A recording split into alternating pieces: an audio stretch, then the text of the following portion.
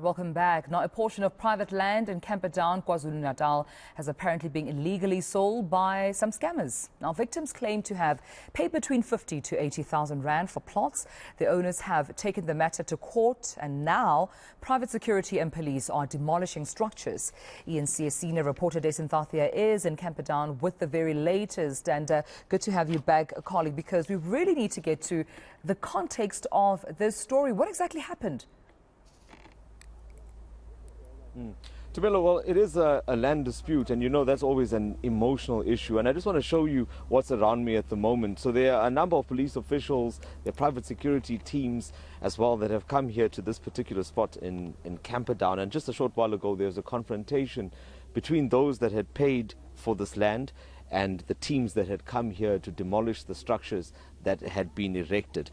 So the issue here is around the ownership and the rightful ownership. And a short while ago, there was that discussion that was taking place between some of the new owners that had paid for the land and those that had come here to destroy it. In fact, one of them just approached me a short while ago. Mr. Ndumiso Kule, you spoke to me now. I saw that you were quite upset earlier when these teams were breaking down some of these structures. So the claim that they're making is that this land was purchased illegally. What is the background? Well, it's Gule here from Gule Agri Consulting. I'm so angry about what's happening in this area. We bought a piece of land here about 2 months ago, and then we were instructed by the police in Magma to stop any construction, to say that this land was bought by a group of foreign doctors. A group of foreign doctors, I don't know, maybe from Nigeria or wherever, they bought this land. And then the matter was taken to court. Yeah. Then the people that we bought the piece of land from, we asked them to sort this matter, and they asked the client, the people that bought this land, a piece of a title deed to show this is my land, everything is legit. It's been 2 mons. And you haven't seen it? We haven't seen it. Like you had earlier, shouting at the police to say, where's the piece of paper that's saying that these people own this land? Now the question and the frustration that I have, we've been building up and it's been demolished. Who's going to pay for that cost? How does a big force like Magma, like there's so many people armed and the police approach us here to demolish without a piece of paper? Are we supposed, what law do we have in the country now? Is this how we operate? So when you purchased the land, did they also give you documentation during that exchange, yes, that transaction? We've got a document for, they call it PTO, permission to occupy.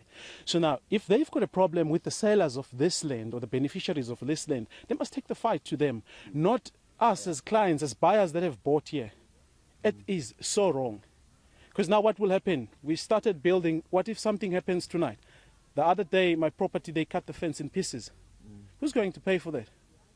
Sure. And what I'm seeing is that these contractors they brought in here, a majority of the employees there are foreign nationals from Malawi, from Zimbabwe, are there. Now, what will happen if in Lion Park here we start xenophobic attack against these people? Because a lot of them work in the hardwares and all these areas. So what I'm taking away from this, and I was also talking to you, Mr. Peter, earlier, there seems to be no clear indication about who owns this land, but you also mentioned to me that your family also has a stake in this land, but you were not a direct beneficiary when the land was sold. How come? Okay, I'll start I'll emphasize on what Mr. Kule has said. I'm KZN Separate Peter, a full beneficiary of this land. Down there, I'm my forefather's grave. Down, if you can take a look over there, it's where my father was schooling. And then it started not even on their side, it started on the other side. There's been like 3 doctors that have been bought the land to whom they paid to. Not even 1 cent I've received with this land, as they are selling left and right. Not even 1 cent. But I came here, I only came last year. And then I tried to stop them. I said it's fine, who bought it, fine. Mustn't gonna people think because they already bought.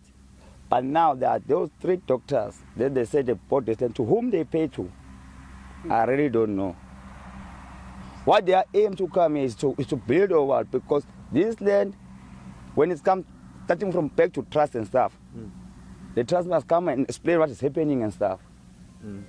Because now it's more of a confusion. People will kill each other for no reason. This land belongs to Peter, Ngubane, and which others? Ndlovu, Mbet. And then we as beneficiaries, it's up to us if we want to sell or build. But now there are people who come with their people who say bought this, then to whom they pay to. Sure. Gentlemen, thank you so much. I'm going to also get a sense from the teams that have come here to Melo about what is going to be the next step, because at this point it seems like there is still a dispute over exactly who paid for this land, who received the money, and ultimately who has the rights to the area that we are standing on now. For now, the teams have retreated. They've moved over to the roadside where they have lined up earlier.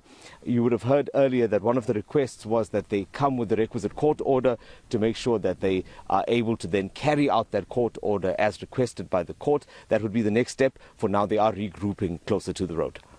One can understand the frustration, of course, from some of those you've just spoken to, Jason, because there are cost implication, legacy implication, but also legal implications. So hopefully we can get to the bottom of what exactly is going on. As you've rightfully said, it seems like the demolishing of already erected infrastructures continues, and we'll be sure to catch up with you for other latest developments. eNCA's senior reporter, DasenThathiah, for the latest for us in Camperdown in KwaZulu-Natal.